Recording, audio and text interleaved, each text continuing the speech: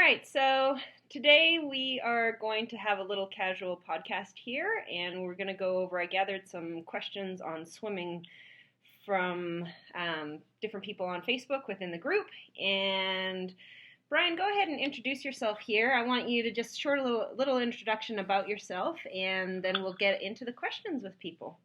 Yeah, sounds good. So, my name is Brian Mineo. My company is called The Swim Mechanic, and I'm based in LA area. And largely I work on open water mechanics with triathletes and open water swimmers. So, through one-on-one sessions, small group stuff, kind of breaking down each element of the stroke to help create a more efficient swimmer. Excellent. And I met you through working with a few of my clients. Of course, my clients are spread all over the place, and you've done some one-on-one work with them. And we met in Dallas, actually, and I got to see you work with a couple of my clients. And Brian and I share really similar views and really similar teachings, the strategies, the way we go about things. So I really wanted to do some work together with podcasting and asking questions. So we'll go ahead and we'll get right into we've got a list of questions from people from my personal coaching Facebook page, and hopefully this helps, more people out. I'm sure more people have these questions. Nice. So first question we got was from Jake, and it was limiters to transitioning pool times to the open water. Wetsuit, sim shorts versus buoy. So I'll let you go ahead and take it from there. No, and that's a really cool question that, I get a lot. I think pool times are misleading in the sense that they're always going to be faster than your open water times, or I should say more consistent than your open water times. I think the most important thing is to understand that conditions change in the open water, day to day in the ocean, of course. Your lake swim might be slower than your downstream river swim. So not putting too much emphasis on those times is probably the best thing. But beyond that, not practicing the open water is going to be your biggest limiter. So, practice specifically for your sport, which is open water for triathletes. As far as a buoy versus sim shorts, I'm not a huge fan of the sim shorts. It can definitely be a crutch. When you have to wear those the entire practice, you basically have a buoy between your legs the entire practice, which seems a little counterintuitive to wanting to work on, core strength and timing your kick with the rest of your stroke. You don't want to rely on a wetsuit to be able to get through a swim. Same thing, you don't want to rely on a buoy to get through a pool workout. So I prefer using a buoy for drills largely. That allows you to kind of take legs out of the equation sometimes, focus on some upper body elements. So if I were to choose one or the other, I would always go with the buoy. Yeah, I agree. I think the buoy is good for a lot of the triathlete swimmers. They come in with tired legs and they're struggling with body position a little bit. So I'll often have my guys use the buoy when we're, we want to take the legs out of it a little bit. Maybe it's a day, I call it a day off the legs, but we're still working maybe an aerobic energy system, and we're having them just work aerobically from the arms. And so, if they're struggling with body position on those days. So I think it's really good. That's a good question, though, And I also think, with the pace times, obviously I'm really adamant with my people watching the clock and knowing their pace times, and it's mostly for training purposes. You get a threshold set. I like people to know, okay, at threshold, if I'm coming in on this pace time on 5 seconds rest, I know what this feels like. And then it might translate into, okay, I know what this sensation in the pool is race pace, and I can hold this for 4100s on 5 seconds rest. They may not get that exact translation of pace in the open water as the conditions change or the course is set or whatever, but they have developed the training tool to know, okay, if I feel like this in my body, I know I can hold this over this amount of time. So the pace times that we use really exactly in the pool, they translate to a sensation in the body that we use for racing. This is easy, this is sprinting, this is threshold, how long can I hold that? So yeah, no, I think that's a great point. I think someone who asks that question, typically it's someone who probably is not very comfortable in the open water because they're frustrated that their pool times are, say, a 1:30 pace. In the open water, they hold a 1:40. Exactly. And if I were to guess simply, it's probably just not enough time in the open water being comfortable and competent and confident, knowing how to navigate. Exactly. We'll move So, right. Well, I'm going to keep us moving right along the questions. yeah. So Jenny asks, what can you do for workout/drill in the pool to prevent from drifting one direction in the open water? She tends to drift right without lane lines to watch. Cool. Good question. This one can be a little tricky. There's certainly a number of factors here.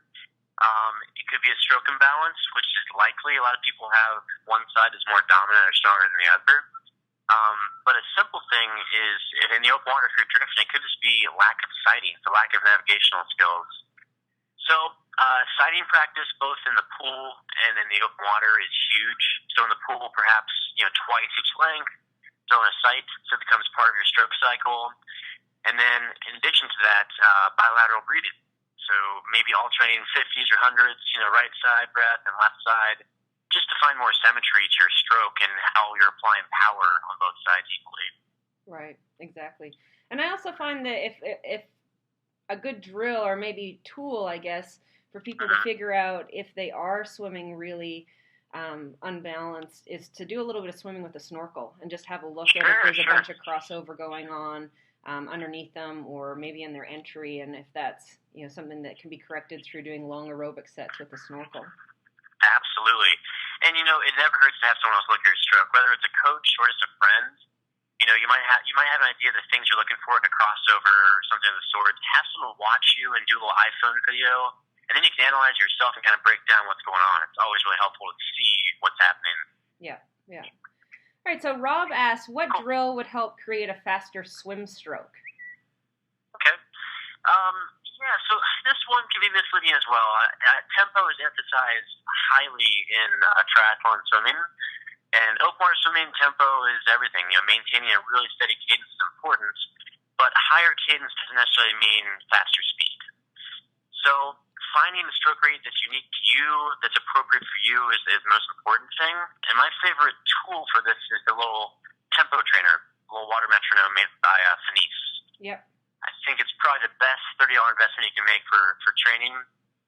That will hold you very accountable. That's my favorite thing to help you kind of dial in a cadence.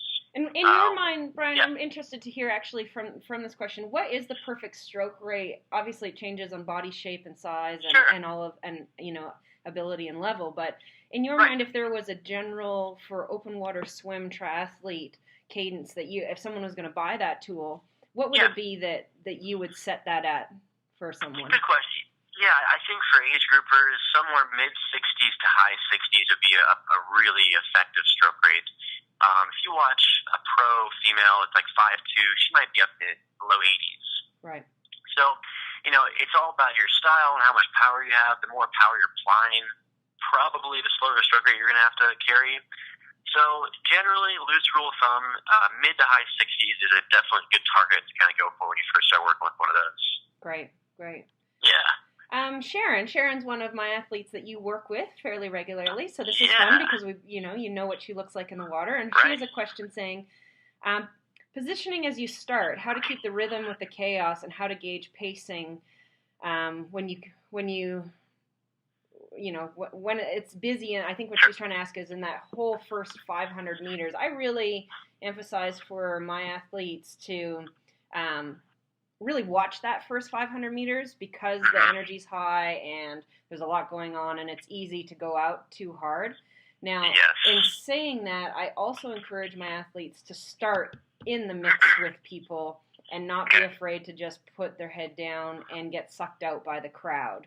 I feel like, and from my own personal experience has been, if unless you're really, really terrified, it's much faster to just seed yourself in the middle of the whole mix and get sucked along with all of your friends. And then once it smooths out, find your rhythm versus, start way at the back or on the edges and try and slot yourself back in there. It tends to be just as chaotic and not as fast. Yeah, and that's a really good point. And I tend to give the same advice. Why compromise your course by taking an outside line when you can position yourself to have the most direct line to that first buoy? Mm-hmm. Whether you're left side, right side breather, take the most direct course so then you have the shortest course to swim as well. And I think also a lot of races are changing now to like a rolling start. The mass start is not as common anymore, which is probably a good thing for safety. Yeah. So I think regardless of that, yeah, get the most direct course. Don't compromise for other people's, their swim. As far as the rhythm goes at first, it is tough to find that comfort zone of kind of getting dialed in, getting a nice groove going. That's where the tempo trainer, having to train with, is super helpful. Your stroke becomes very mechanical in a good way. You've got that metronome in your head going. So same thing, either counting your strokes or in your head in sync with your breath, saying inhale, exhale. Finding that rhythm and staying in a positive place in your mind will help take you, past that first initial kind of chaos. Right. Yeah. Yeah, and then, it's good that we're on this topic. Scott asked the same thing about the metronome. I'm going to roll right over that just because we've really covered that, so we know it's a good tool. And I've had people ask me whether they could even use that in racing, and I said no, only ever use it as a training tool. And I'm sure you could use it in a race, but anything like that, I like to keep the standards fairly high as far as I agree. crossing lines, that kind of thing. Of course, you want to leave training tools as training tools at home, and then when you go to race, that's when you perform. So exactly. Leslie asked me, I know Leslie, and she's quite a good swimmer, and she asked, if you already are a decent swimmer, what's the best way to improve your half and Ironman distance swim by 10 to 12%? Okay. Yeah, that's a good one. I think probably most of my client base falls under the category of the athlete she is. And I think my best advice is to find a coach. So at this point, you've built a great base. You probably have a pretty effective stroke, but likely there's some sources of drag in your stroke that are causing huge inefficiency. That it's the difference of, like a 30-minute swim to like a 28-minute swim. So she's talking some minor tweaks in body posture to reduce some of that drag. That's a huge one. And then with that coach too, whether it's a tri coach and or a swim coach, perhaps time trialing more often or differently to help you, push that threshold pace. Right. I think people get very comfortable in the water and train at their 130, 100 pace, and they don't ever get out of that comfort zone. Yeah. Yeah, I would. Do you agree with that? Oh, absolutely, absolutely. I think and the other thing that I find when there's a lot of great swim programs out there, but if they are just swimming on their own and programming for themselves, is that a lot of people tend to do the same energy system over and over again. They do a long swim and they do a threshold swim. They do a long swim, they do a threshold swim. And they don't ever do any pure top end sprinting. And so maybe that's something they need to look at, getting into, are they actually training the full range of energy systems in the pool, just like they would, running or cycling. So that's another thing to consider. Yeah. Sorry, go ahead. Go ahead. Well, I think the last piece of that, which you'll hear me say a million times, is get in the open water. The more you can train out there, and the more you can train out there, even like a race pace, like a threshold sort of effort, is huge. Yeah. Then you know what it feels like actually in the environments you're going to race in. And a lot of people, that's kind of foreign to them until race day, which is a huge variable to, it's a big undertaking to handle each time you're in a race. So. Yeah, exactly. This is kind of a funny question. I'm not sure, Jake, whether we want to, take a second on it. Jake was asking about the jellyfish and bumping into it. There is jellyfish gel repellents and stuff like that out there, and some of that, in my opinion, is you just, like you say, the more experience you get in the open water, and Michelle kind of brushed on that because she's a great swimmer in Hawaii. She's really experienced and deals with, all the Hawaii wildlife all the time. And I think, I guess I would say to him, same thing. You just need the more open water experience you get where you're exposed to, sea life and that kind of stuff. You get used to it and you start to understand how to deal with it, and you can use the repellents and that kind of thing. So. Yeah, I think also, say if you're in a race somewhere that's, foreign to you, maybe you live in the States and you're doing a race in Hawaii or Australia, I think an easy thing to do is research the local waters, kind of understand what's native there, and mentally accept the ocean as a home to those things. And that's their place, and we're invited to share it with them, which is awesome. Yeah. But don't focus on it. Don't focus on positive stuff. Don't let that be what's taking over your mind, especially during a race. So if you've done the research, okay, here, this box jellyfish or Portuguese man or whatever there is, it's there. You've accepted that, and you can move on. you already know that's a possibility, but don't, think that as a probability. Don't expect that to happen. Yeah. Yeah. So, absolutely. Yeah. This is a great question. Some people maybe don't even think of this before if they, like you say, if they're going from a place where they mostly swim in lakes and pools, and then maybe they head to a place like Australia or Hawaii, Sure. and sometimes you get out in those swells and with the salt water and nausea. I've had a lot of people have that problem. Yeah. How do you deal with the nausea when swimming in big swells? And that is an issue, definitely. And some of, I know Melbourne can be pretty bad. I've raced in Western Australia myself, where the swells were huge, and Hawaii can be a pretty big deal. Do you have any tips on that? Yeah, definitely. I mean, even Southern California here, like I'll have clients a week who will kind of get a little disoriented at times in the water, just because they're new to it, and so having some patience, a little bit of humility going into it, knowing that it's going to take practice and take some acclimation to get used to the movement of the water is one thing. But say you're out there and you find yourself in that situation, an easy kind of rule of thumb is to focus on a fixed object or focus on land.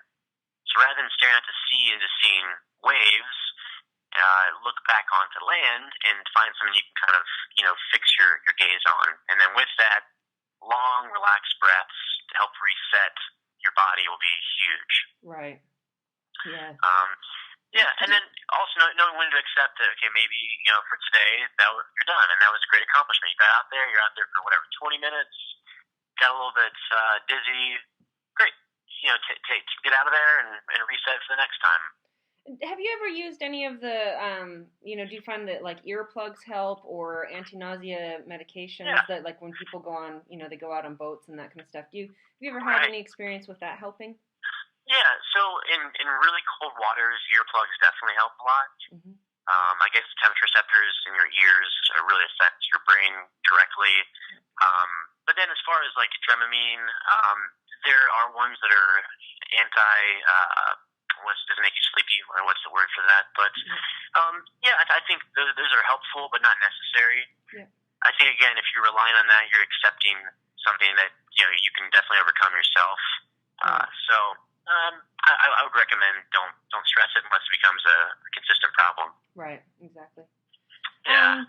And then we came up with some questions ourselves that people might be interested in, and we're talking about how important is strength and resistance training for a triathlete, and how often do you recommend doing this?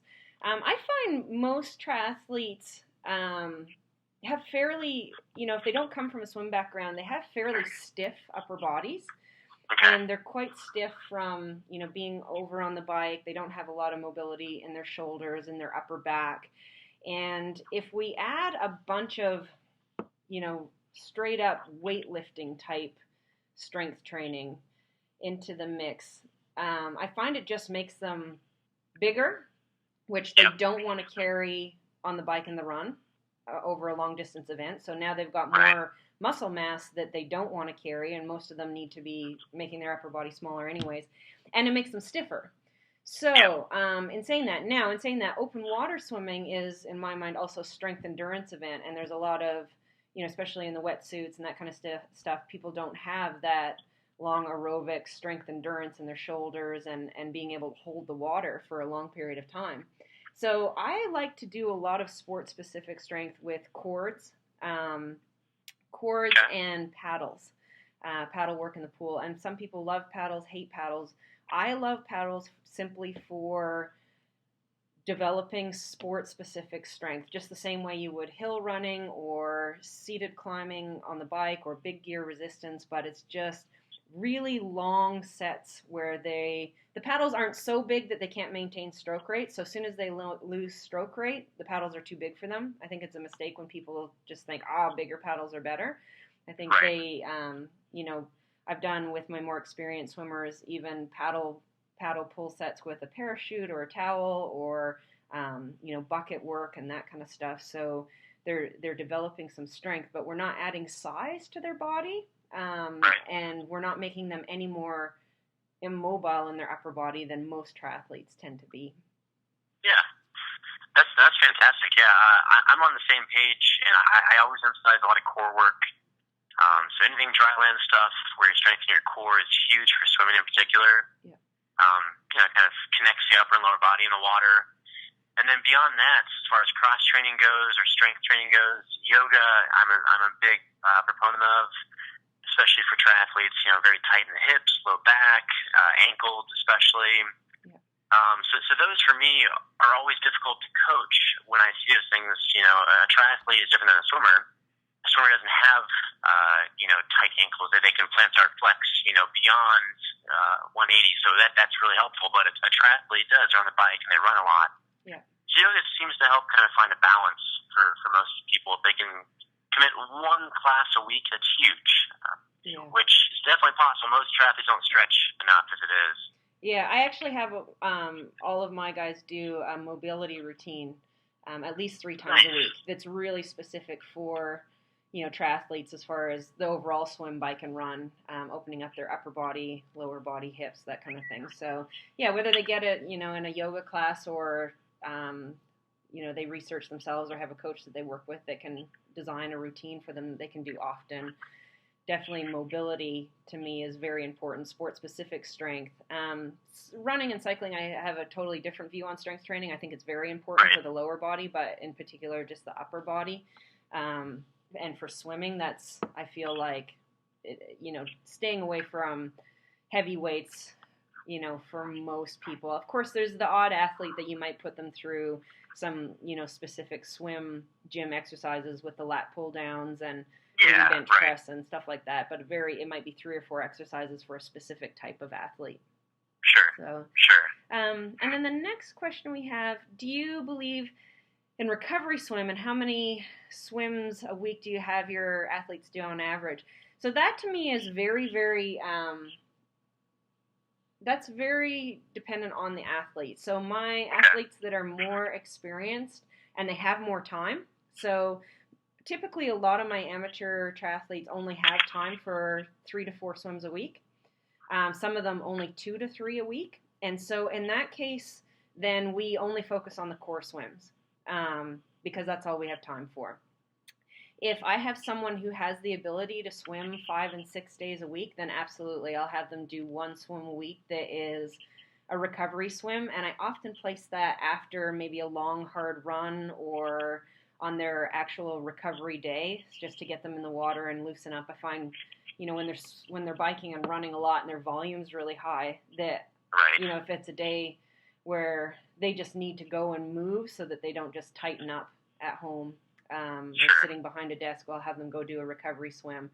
And really recovering, if a lot of triathletes, they'll do their long, hard run on Sunday, and then Monday they're going to be sitting behind a desk for a long period of time. I'll have them do a recovery swim after their long run so that they can, loosen up after that swim. And it's just time in the water. I mean, to me, swimming is it's a technical sport and it's a frequency sport.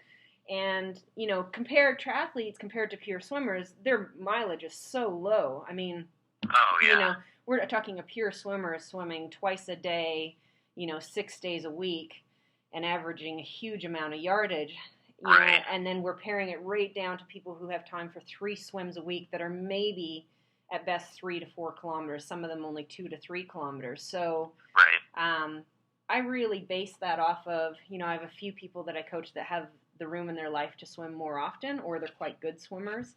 So, and they can, they have time in their life for more swim volume. So then I'll definitely put 1 to 2 recovery swims a week in for them. Yeah. No, I wrote that question, and I love your answer, because I feel a lot of coaches, not it's their fault necessarily, but they might have their athletes do 3 swims a week, and one of those is always recovery swim after their big bike or run of the weekend. And unfortunately, all that's telling the athlete is that the bike and run are much more important than the swim. And I understand the nature of the sport is bike and run heavy, proportionally time-wise and distance-wise, but the swim is huge. So if you can, get the guys in the water 3, 4, 5 times a week, I think that's always going to benefit the athletes. So your answer was really cool. I was happy to hear that. Yeah, we talked about this when I was in Dallas. I have all my athletes, and when people first come to me, they go, man, your swim volume's really high. And I even have the ones that only have time for 2 or 3 swims a week. I have them do a very long swim. Even if their pace per 100 is not very fast, I still have them spend a long time in the water. Because the swim, to me, if you don't have swim fitness, you can't access your bike and run. So I have a lot of great runners or great cyclists come to me and say, why do I need to swim that much, even though my swim's not going to improve time-wise that much? And my answer always is, even if your swim times don't improve, your bike and run and your overall start to finish Ironman or half Ironman triathlon time is going to improve simply because you're going to be able to access the bike and the run that you have if your swim fitness is high enough to handle that.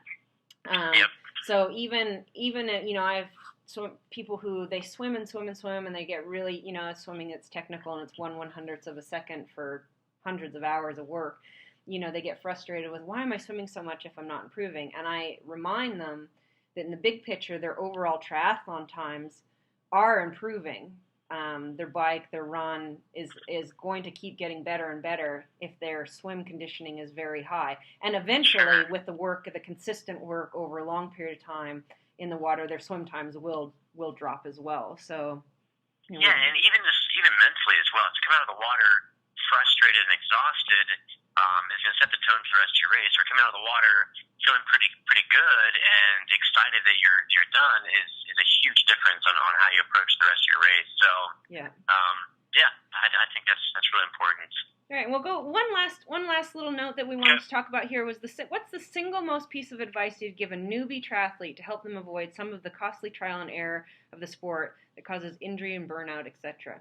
So if someone is just starting out, and it sort of plays part of what we were just saying, is that I think the more with swimming, if you've only got 15 minutes 5 days a week versus only one swim a week at an hour and a half, I would rather say go more often. Go often, because swimming is very technical, and the more often you do it, the better you're going to get. So you're building your engine. A lot of the triathletes, they're very fit people. They're fit on the bike. They're fit on the run. And they look at swimming the same way. Oh, it's just pure fitness. And yes, there is an element of conditioning in the water as well. But when you're just starting out, the more often you can swim and swim correctly. So even if it's only, I've had people when they're just starting out swim 15 minutes in the morning if they have the time in their life, and 15 minutes at night. And so, or half an hour, so that they swim correctly the whole time and they don't get so tired that they lose their technique, but they're still getting the volume. Or, you're better off to swim, like I say, 5 days a week at 30 minutes a session every time than, an hour and a half only once a week, where, maybe you fall apart at about 45 minutes and then the rest of it is just, it's just not often enough and it's in poor technique. So that would be my biggest piece of advice would be, number one, to get your stroke looked at and invest in, like you say, invest in a coach that has a good eye for helping you do the right thing for triathlon swimming. And there's a difference in my mind between triathlon swimming and open water swimming and pure pool swimming. So, make sure you surround yourself with people who understand triathlon swimming and open water swimming. And then the next would be to make sure that you make frequency at good quality your priority when you start out versus, just once a week or once every 2 weeks for an extended period of time. Yeah, nice. I like that. And that was one of my questions. And I asked that, I see it a lot. I see newbies get really excited about the sports and either overtrain and hurt themselves, or on the other end, it's very daunting. They're putting 3 sports together for the first time and they have no idea where to start. Right. So it's something that I get asked a lot, and I'm not the best person to ask. I'm not a tri coach, so I thought for you it'd be a fun one to answer. Right. Yeah. Great. So that's the questions that we had for today. This is the first time Brian and I are doing this. We're going to be trying to do a little bit more of this more often. Maybe we talked about looking at doing something before Hawaii, gathering some questions on specific training and racing for Hawaii as it starts to come to that point in the year. Brian, if people, like we talked about, I really recommend that people get their stroke looked at, work it with someone who has the knowledge, is good with video and camera so that sometimes you can hear something 100 times and then you see yourself do it and go, wow, I didn't know I look like that. Right. If people wanted to get a hold of you for one-on-one sessions for that, how could they do that? Either by email, which is pretty easy. It's Brian with a Y, so Bryan at swimmechanic.com. Or just on my website, swimmechanic.com. There's a place there you can kind of ask questions and get a hold of me. And even if it's not me working with you, find someone local. I do work remotely with people, via video. But if that doesn't work out, find someone local, or even have a friend do video of you, and then upload those to Facebook. Get some feedback up. Send to me, send to Marilyn. There's always an option, but I think having video is huge. A side view of the swimmer and a head-on view are two really valuable aspects to have on video. Great. All right. Thanks so much for your time, Brian. We're going to wrap it up here, and we will carry on with another one maybe in a month or so. Cheers. All right. Sounds good. Bye.